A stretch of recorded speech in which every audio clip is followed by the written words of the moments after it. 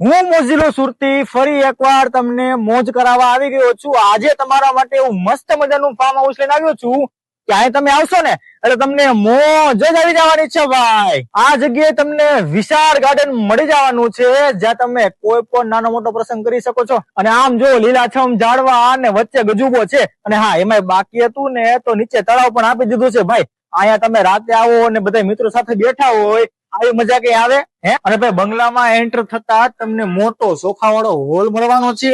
અને આ સિવાય અહીંયા ટીવી ની પણ સુવિધા છે। અને કિચનમાં જો વાત કરું ને તો ચમચી થી માંડીને ફ્રીજ લગી બધી સુવિધા મળવાની છે।